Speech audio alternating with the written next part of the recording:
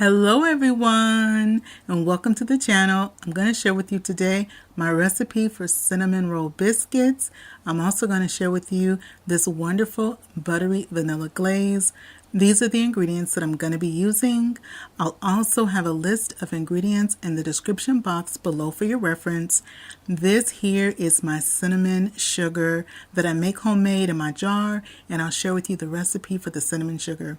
So first, in my large bowl, we're going to put our dry ingredients. So I'm going to be using some regular all-purpose flour. This is actually unbleached all-purpose flour that I'm using. Now you can scoop your flour into your measuring cup. That's one way I like to do it. And then sometimes what I also do is I just take my measuring scoop and I fluff up my flour. And fluffing up your flour is simply scooping up your flour into your measuring scoop, and then you dump it out, you scoop it up, you dump it out. You do that several times, and that helps to aerate our flour. I go on and shake off any excess to make sure I have a nice level scoop. That was 2 cups of flour. I'm also going to put in 1/4 of a cup of flour. So total we're putting in 2 1/4 cups of regular unbleached all-purpose flour. So next, after I put in my flour, we're going to be putting in a little bit of sugar, and I'm putting in 1/3 cup of sugar. Now on my channel, I not only share my recipes and recipes that have been given to me by family and friends or recipes I may have come across, but I also like to share those little ins and outs, the small details that help you to recreate this wonderful recipe for you and your family in your kitchen. And of course, as many of you know who have followed me for a while, I love to bake, especially baking from scratch. And my cinnamon roll biscuits are too good to be made wrong, so I'm going to make sure you have all the details to make sure they bake up just right. So after my sugar, I put in 1 teaspoon of salt, and now we're going to put in our leavening. Our leavening is ingredients such as baking soda and baking powder. This is baking powder, and I'm putting in 3 teaspoons of baking powder. Now, if you are new to my channel, I want to welcome you in, and if you're a returner, thank you for coming back. And if you enjoy this content, I hope you consider subscribing. Next, we're going to put in some baking soda, because especially when we're baking, we're making something that is with buttermilk, and we're going to be using buttermilk. You want a little bit of baking soda, because that buttermilk really reacts to that baking soda and baked goods. It's going to make it bake up really nice, fluffy, delicious. And so the baking soda, I put 1/4 of a teaspoon. So far, for our dry ingredients, we have 2 1/4 cups of flour. We have 1/3 cup of sugar. We have 1 teaspoon of salt, 3 teaspoons of baking powder, and 1/4 of a teaspoon of baking soda. Now this right here is 4 tablespoons of ice cold shortening. I had it in my refrigerator so it's nice and cold. And then to that 4 tablespoons of cold shortening, we're putting in 4 tablespoons of unsalted butter that was actually frozen. I freeze my butter when I make my biscuits. It's actually frozen, and I'm grating it directly into the bowl. The frozen butter, especially grating it into the bowl, is going to lead to a lighter, flakier biscuit. Also, using the frozen butter is going to help our dough not to develop too much gluten. Now, gluten is great if you want to develop and you want to make some rolls, but when it comes to biscuits, you don't want to develop too much gluten. It makes your biscuits tough. So having that ice cold shortening, that ice cold frozen butter, it's going to give our biscuits a nice, flaky, tender texture. Now, once you have those ingredients in there, what I like to do is you want to go ahead and you're going to pinch. You're going to pinch that shortening into the flour. You're going to continue to break down the butter as well. So you want to break everything down, and how you do that is you want to take your thumb and your finger and press those ingredients in between your thumb and your finger, just like I'm doing there. That's what you want to do, and this is going to help everything to start to break down, because we want it to be a nice, like a cornmeal texture to our flour. Now while I'm doing this, you want to actually work pretty quickly, making everything about the size of a pea or a kernel of corn. About that size is what we're looking for. And so once I know that I don't have any more of those big pieces and everything is nicely broken down, it's going to have this kind of a texture to it. And you see how that looks? This kind of texture. It's just a little bit clumpy, but no big pieces in there, more so like cornmeal or like cake mix almost. Now I called my daughter into the kitchen so she could help me out and pour me some buttermilk. We're going to be using 1 cup of cold buttermilk, and you want to make sure that you shake your buttermilk because buttermilk sometimes can settle, so always be sure to shake it.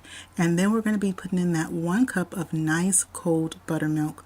Now, in addition to my cinnamon roll biscuits, I also have a wonderful recipe for blueberry biscuits and also for cheddar cheese biscuits and my grandmother's Anytime biscuits. In the description box below, I'll put a link to those vlogs so you can check those out as well. Next, in with the buttermilk, we're also going to put a little bit of vanilla, and we're putting in 1/2 teaspoon of vanilla. So I'm having my daughter put in 1/2 teaspoon of the vanilla extract directly in with the buttermilk liquid. With the liquid, it's going to be easier to go ahead and put that and incorporate it into with our dry ingredients.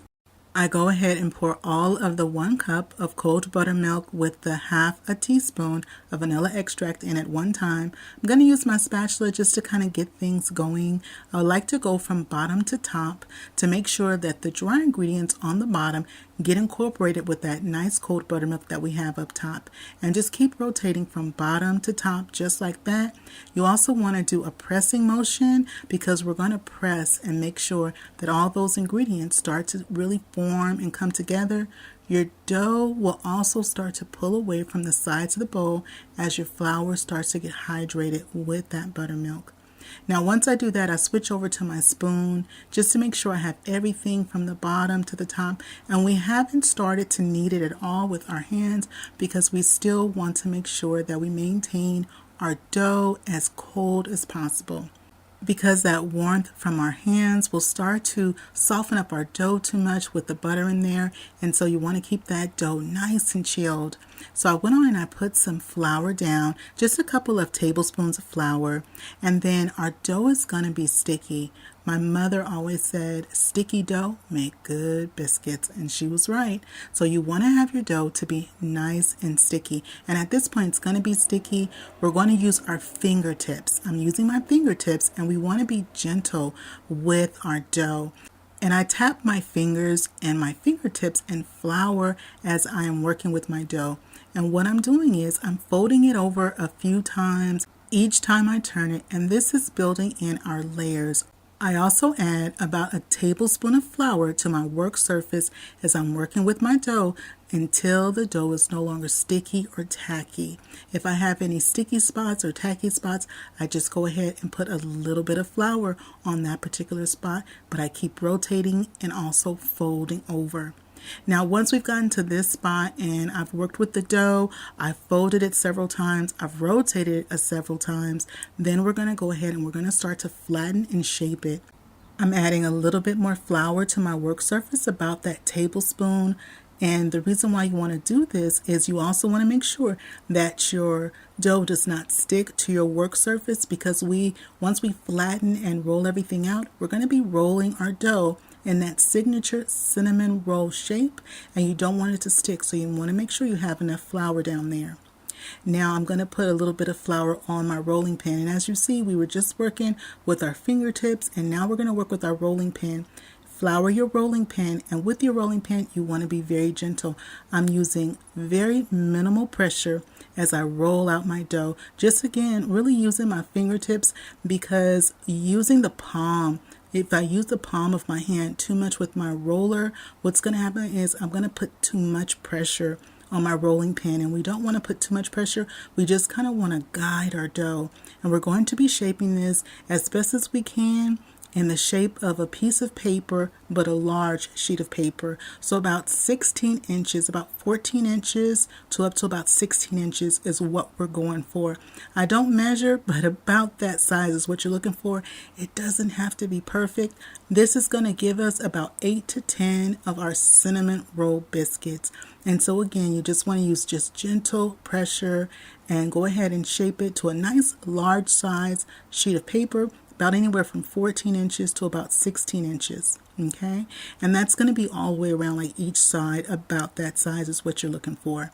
Now I have some softened unsalted butter, and this is 1 tablespoon of softened unsalted butter. I'm using my butter knife. You can also use the back of a spoon to spread the softened butter all over the entire surface, just like I'm doing there. And again, that was 1 tablespoon of the unsalted butter. Now, once I have my butter nice and all over the dough, we're going to be putting in our cinnamon sugar. So we're going to put in our cinnamon sugar mixture. And in the description box, I'll also have my recipe for my homemade cinnamon sugar. I use this for anything that I need cinnamon sugar for, and it's also good. I use it for my coffee sometimes too. But we're using 2 tablespoons total. So this is the first tablespoon, and you want to sprinkle it all over, just like I'm doing. Now, while I'm working with the dough, I went on and I started my oven. So my oven is preheating on 450 degrees. Once I have my cinnamon sugar all over my dough, you want to start the end that's closest to you and roll away from you. So you want to roll your dough nice and tight. I start closest to me, and then I roll my dough away from me, just like I'm doing. And you see how that little bit of extra flour that we put on our work surface helped, so that way when we rolled our dough did not stick. Now, for whatever reason, if you have one side of your dough that you've rolled is a little bit thicker than the other side, what you want to do is just gently press it into your hand like I'm doing, and then you want to shape and just kind of guide it so that way you even out your dough from end to end. Also, if you have any little sticky or tacky spots on your dough, just go ahead and dab those with some flour. Next, I'm going to be using a 9-inch pan. This is my 9-inch cast iron skillet that I've buttered with some softened butter, and that was about a couple teaspoons, just a couple of teaspoons of softened butter that I used. Then I use here my bench scraper, and I take my dough and I divide the dough in half. Once I divide the dough in half, those equal halves, I divide those in half. Once I've divided those in half, I divide those pieces in half again. So you're going to divide your dough in half, then you take each half, divide that in half, and each of those halves, divide those in half. Now, depending on how much dough you end up having, you're going to end up with anywhere from 8. I have 8 today. Sometimes I've gotten 10. So anywhere from 8 to 10, usually about 8 to 10, because you're going to have even pieces. So either 8 or 10 cinnamon rolls. Now, when you're putting your cinnamon rolls in your buttered 9-inch pan, they're going to end up expanding as they bake. When you arrange your cinnamon roll biscuits, you want to put the smallest pieces in the center, because we always end up having like 1 or 2 that are smaller than the other ones. Those are runts. So you want to put those always in the center. Reason why you want to put them in the center is because the center it's going to bake from the outside in, and so that way those smaller ones, if you happen to have a smaller 1 or 2, they won't end up burning. They'll end up baking up nicely. You also want to have all your cinnamon rolls touching. When your cinnamon rolls are touching, when your biscuits are touching, they're going to have nice soft sides. Nice soft sides is when they touch. Also, when they touch, they rise up nice and even together. Now, I almost forgot to put our half and half, so I went to go put it in the oven, and I realized we forgot to put a little half and half. So this is just a couple of tablespoons of half and half that I am putting on top of my biscuits. And you see the biscuits are already starting to puff up a little bit. So this is 1 to 2 tablespoons of half and half. You want to brush this on top. This is going to help the biscuits to go ahead and have a nice, beautiful golden brown finish. Now, in addition, when you're putting your biscuits in your pan, the sides that have the seam, you want the seam to be touching another biscuit, so that way as it bakes and it rises, the seam does not come open too much. Okay? So our biscuits are ready, our cinnamon roll biscuits. Do you see how they have baked up? They are a beautiful golden brown, and they smell so good. And of course, with biscuits, we have to put on a little bit of butter. And so this is just a little bit of butter, just about a tablespoon or 2 of butter. You can put as much or as little as you like, but just about a tablespoon usually will do. And so we rub it on the biscuits just like this. Now our biscuits are done. Now I let them cool just slightly because it is going to be hot, especially with our cast iron. Our cast iron really holds that heat. Now if you don't have a cast iron skillet like I'm using, you can go ahead and use a cake pan, a 9-inch cake pan, or a 9-inch pie plate also works well. Now our cinnamon roll biscuits are ready to be enjoyed, but if you'd like to doll them up a bit with a little bit of glaze, this is my butter vanilla glaze that we're doing. I went on and put 1.5 tablespoons, that was 1.5 tablespoons of unsalted butter. I went on and melted it in the microwave, let it cool just slightly, and then to that we're going to be adding some powdered sugar. Now the powdered sugar, we're going to be using 3/4 of a cup of powdered sugar. This is a 1/2 cup. And now I'm going to put in 1/4 of a cup to make a total of 3/4 of a cup of powdered sugar. Now, in addition to the powdered sugar, we're also going to be putting in, and this is just regular powdered sugar that I'm using here. Now, in addition to that, we're also going to put in a little bit of vanilla, and we're just going to put just a drop of vanilla, which is the equivalent to about 1/8 of a teaspoon. So I'm using my cap here, and I just put just a drop of vanilla to give it that little bit of that vanilla flavor. And then we're also going to put just a pinch of salt, just a tiny pinch of salt. And again, that would be about 1/8 of a teaspoon, just a little bit, just like that. And so that was the powdered sugar, the unsalted butter, the vanilla, just a drop, and then just that pinch of salt. Now we're going to put in some 1/2 and 1/2. And with the 1/2 and 1/2, you want to use anywhere from 2 to 3 tablespoons of 1/2 and 1/2. We're looking for a particular consistency. For me, I like it to be slightly on the thick side, but enough where I can drizzle or I can pour. So I always start off with about that 2 tablespoons, and then I can go on and just build from there. So I want to start off with about 2 tablespoons of 1/2 and 1/2, and then slowly build from there. And also, if I didn't say it earlier, our biscuits baked at that 450 degrees, and they baked for 22 minutes. Your biscuits will bake anywhere from 18 minutes up to 22 minutes. You want them to be a beautiful golden brown on top, and then also around the edges, it's also going to be golden brown. So this is that nice consistency that I wanted for my drizzle, for my glaze. It's looking good. The family is gathering. They're ready. My daughter already came in the kitchen and said, "Are they ready?" And so they are just about done. So I'm going to drizzle on this glaze. And when I bake my biscuits, I bake them on the top rack in my oven. It is on the 3rd level down, but it's the top of the 2 racks that I bake my biscuits. Well, they are looking good. It is smelling good. I'm going to go ahead and serve us up some.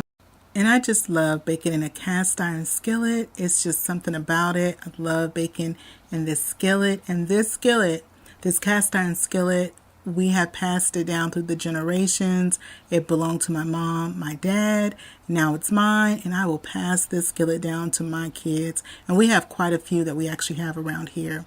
But it was really hot. Our biscuits were hot, so I went on and I got us a plate.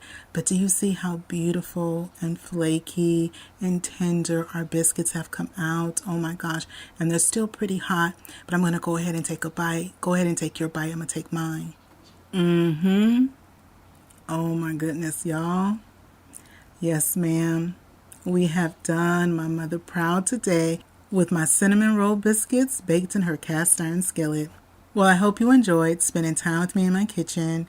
I invite you to subscribe if you're not subscribed already. If you like this video, don't forget to show it some love and give it a thumbs up, and click share and share this video with a friend or family. And don't forget to click that notification bell so you can come back and visit me again in my kitchen. And remember, it's always good when Dyvonne is cooking for the family. I'll see you on the next one. Bye-bye, everybody.